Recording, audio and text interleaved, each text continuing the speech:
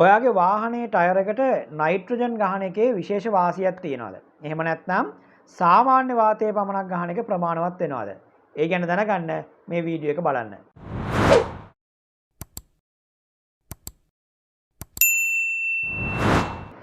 අපි නයිට්‍රජන් ගහනවා කියලා කියන්නේ 100%ක්ම නයිට්‍රජන් වලින් විතරක් ටයර් එක පුරවන එක. එතකොට අපි සාමාන්‍ය වාතය එහෙම නැත්නම් වායුගෝලයේ තියෙන වාතය පාවිච්චි කරාම වෙන්නේ ඒකෙත් 78ක් නයිට්‍රජන් තියෙනවා.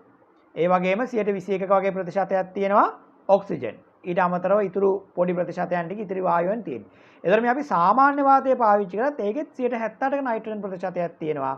අපි නයිට්‍රජන් විතරක් ගන්නවා කියන්නේ 100%ක් නයිට්‍රජන් විතරක් පාවිච්චි කරන එක. නයිට්‍රජන් විතරක් ගහන එකේ අපිට වාසි කිහිපයක් තියෙනවා. අපි බලමු මොනවාද ඒ වාසිදායක තත්වයන් කියලා. එතකොට 100%ක් නයිට්‍රජන් පමණක් අඩංගු වෙන නිසා මේක සාමාන්‍යයෙන් අපි සලකන්නේ වියලි වායුවක් විදිහට. මොකද අපි සාමාන්‍ය වාතය පාවිච්චි කරොත් ඒකේ ඔක්සිජන් අඩංගු වෙනවා. ඒත් එක්කම ජල වාෂ්ප අඩංගු වෙනවා. එතකොට ඒක වියලි වායුවක් නෙමෙයි. ඊළඟ වැදගත් දේ තමයි නයිට්‍රජන් අණු වල ප්‍රමාණය ඔක්සිජන් අණු වල ප්‍රමාණයට වඩා විශාලයි. ඒක නිසා සාමාන්‍යයෙන් අපි නයිට්‍රජන් පමණක් ටයර් එකට පිරෙවුවොත් එහෙම ටයර් එකේ ප්‍රෙෂර් එක නැත්නම් ටයර් එකේ පීඩනය අපිට වැඩි කාලයක් ඒකාකාරීව පවත්වා ගන්න හැකියාවක් තියෙනවා. ඒ කියන්නේ අපි සාමාන්‍යයෙන් කිව්වොත් එහෙම හුලං බහින්න වැඩි කාලයක් යනවා. ඒතර අපිට ලොකු කාලයක් එකම පීඩනයක ටයර් එක පවත්වා ගන්න පුළුවන්. හැබැයි අපි සාමාන්‍ය වාතයේ පිරෙවුවොත් වෙන්නේ ඒකේ ඔක්සිජන් අඩංගු වෙන නිසා සහ අනිකුත් වායුන් අඩංගු වෙන නිසා මේක නයිට්‍රජන් පිරෙව්වාම තියෙන කාලය තරම්ම කාලයක් අපිට තියාගන්න බෑ. ඊට කලින් ටයර් එකේ තියෙන පීඩනය නැත්තම් ප්‍රෙෂර් එක අඩු වෙන්න පුළුවන්. එතකොට ඒක අපිට ප්‍රධාන වාසියක් වෙනවා. වැඩි කාලයක් අපිට එකම ටයර් ප්‍රෙෂර් එකේ වාහනේ ධාවනය කරන්න පුළුවන් වෙන එක. අපි බලමු ඊළඟ වාසිය මොකක්ද කියලා. සාමාන්‍ය වාතයේ විතරක් අපි ටයර් එකට පිරෙව්වොත් උෂ්ණත්වය හමුවේ ටයර් එකට සිදුවන බලපෑම වැඩි වෙන්න පුළුවන්. ඒ කියන්නේ දැන් අපි ගත්තොත් සාමාන්‍ය වාතයේ ඔක්සිජන් අඩංගු වෙන නිසා සහ ජල වාෂ්ප අඩංගු වෙන නිසා උෂ්ණත්වය හමුවේ මේක ප්‍රසාරණය සහ සංකෝචනය සිදු වෙන්න පුළුවන්. හැබැයි නයිට්‍රජන් වායුවේ සාමාන්‍ය වාතයේ තරම් ඒ වගේ ප්‍රසාරණ සංකෝචනයක් සිදු වෙන්නේ නැහැ. ඒක නිසා අපි සාමාන්‍යයෙන් ගොඩක් ටයර් එකක් රත් වෙනවා නම් ඒ කියන්නේ විශේෂයෙන්ම අපි ගත්තොත් එහෙම ස්පෝර්ට් කාර් එකක්. එහෙම නැත්නම් අපි රේසින් වලට පාවිච්චි කරන වාහනයක් අපි වාහනේ රේස් එකක් යන අවස්ථාවකදී ගොඩාක් වෙලාවට අපි නයිට්‍රජන් වායුව විතරක් පාවිච්චි කරනවා සාමාන්‍ය වාතය පාවිච්චි කරන්නේ නැහැ. මොකද ඒ කියන්නේ අපි ගොඩාක් වෙලා වාහනේ ධාවනය කරන අධික වේගයකින්. ඒ වගේ අවස්ථාවල ටයර් එකට සිදුවෙන හානිය සහ ඔය ප්‍රසාරණයන් සිදුවෙන එක සාමාන්‍ය වාතයේ වැඩි. ඒක නිසා අපි මේ වගේ අවස්ථාවක නයිට්‍රජන් පාවිච්චි කරන එක වඩාත් උචිතයි. හැබැයි අපි සාමාන්‍ය ධාවන තත්ත්වයටද ගත්තොත් අපි සාමාන්‍යයෙන් එදිනෙදා මේ ට්‍රැෆික් එකේ ධාවනය කරන වාහනයක් නම් මේකේ ලොකු බලපෑමක් සිදු වෙන්නේ නැහැ. ඒක නිසා අනවශ්‍ය බියක් ඇති කරගන්න අවශ්‍යතාවයක් නැහැ. අපි මේ සාමාන්‍ය වාතය පාවිච්චි කරා කියලා ටයර් එක පුපුරලා යන්නවත් එහෙම නැත්නම් වෙන හානියක්වත් වෙන්න පුළුවන් කියලා එහෙම දෙයක් සාමාන්‍යයෙන් සිදු වෙන්නේ නැහැ. අපි සාමාන්‍යයෙන් ලොකු දුරක් අධික වේගයෙන් ගමන් කරනවා නම් ඇත්තටම අපිට නයිට්‍රජන් වාතය ගොඩාක්ම සුදුසු වෙනවා ටයර් එකට පුරවන එක.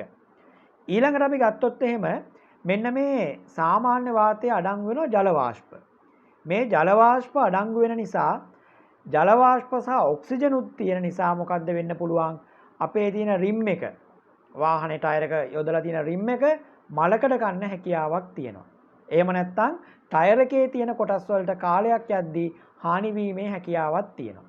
ඒතර අපිට රිම් එකක් ආරක්ෂා කරගන්න පුළුවන්, ටයර් එකක් ආරක්ෂා කරගන්න පුළුවන්, ආයු කාලය වැඩි කරගන්න පුළුවන් අපි නයිට්‍රජන් විතරක් පාවිච්චි කරොත්. මොකද නයිට්‍රජන් වල අඩංගු වෙන්නේ 100% නයිට්‍රජන් පමණයි. ජල වාෂ්ප සහ වෙන කිසිම වායුවක් අන්තර්ගත වෙන්නේ නැහැ. සමාජයේ මතයක් තියෙනවා නයිට්‍රජන් වායුව විතරක් ටයර් වලට පුරවලා වාහනය ධාවනය කරනකොට ඉන්ධන කාර්යක්ෂමතාවය වැඩි වෙනවා කියලා. මේකේ සත්‍යතාවයක් තියෙනවද? මේක සිදු වෙන්නේ මෙහෙමයි. අපි නයිට්‍රජන් පිරෙව්වහම මම ඔයගොල්ලන්ට කලින් පැහැදිලි කරපු විදිහට මේකේ ටයර් එකේ ප්‍රෙෂර් එක අපිට වැඩි කාලයක් ඒකාකාරීව තියාගන්න පුළුවන්. එතකොට ටයර් ගෙවෙන එකත් අපිට අඩු කරගන්න පුළුවන්. ඒත් එක්කම ඉන්ධනත් කාර්යක්ෂමව වැඩ කරනවා. මොකද ටයර් එක පාරත් එක්ක සම්බන්ධ වෙන පෘෂ්ඨ වර්ගඵලයේ ආදී සාධකයන් නිසා. ඊළඟට අපි දැන් සාමාන්‍ය වාතය පාවිච්චි කරොත් ඉන්ධන කාර්යක්ෂමතාවය අඩු වෙනවා කියලා දෙයක් වෙන්නේ නැහැ. අපි નિયમિત පරිදි ටයර් වල හුලං පීඩනය පවත්වා ගන්නවා නම්. අපි සාමාන්‍යයෙන් සතියකට පාරක් සති දෙකකට පාරක් ඒ වගේ අපි නිරන්තරයෙන් පරීක්ෂා කර කර નિયમિત පීඩනය හැමතිස්සෙම ටයර් වල පීඩනය අපි පවත්වා ගන්නවා නම් ඇත්තටම ඉන්ධන කාර්යක්ෂමතාවය අඩුවීමක් වෙන්නේ නැහැ. හැබැයි අර අපිට නයිට්‍රජන් පාවිච්චි කරන වෙන වාසිය තමයි මේක වැඩි කාලයක් ඒකාකාරීව තියාගන්න පුළුවන්. සතියෙන් සතිය අපිට පරීක්ෂා කරන්න අවශ්‍යතාවයක් ඇති වෙන්නේ නැති එක. මේකත් වැදගත්ම දෙයක්. ඊළඟට අපිට මෙන්න මෙහෙම ප්‍රශ්නයක් එනවා. දැන් අපි වාහනේට ගහලා තියෙන්නේ නයිට්‍රජන්. හැබැයි අපි දුර ගමනක් යන අවස්ථාවක ටයර් එකේ හදිස්සියේ හුලං මදි වෙනවා. අපි නයිට්‍රජන් ගහන්න බලනවා. නයිට්‍රජන් මොකද හැම තැනකම නෑනේ නයිට්‍රජන් අපිට හොයාගන්න. තැන් කීපයක කියන්නේ සමහරක් ස්ථානවල විතරයි නයිට්‍රජන් තියෙන්නේ. ඉතින් අපි ඒ වගේ වෙලාවකට අපි සාමාන්‍ය වාතයේ ටයර් එකට ගැහුවා කියලා එහෙම කිසිම ප්‍රශ්නයක් වෙන්නේ නැහැ. මොකද සාමාන්‍ය වාතයේ 70%ම නයිට්‍රජන් තියෙන්නේ.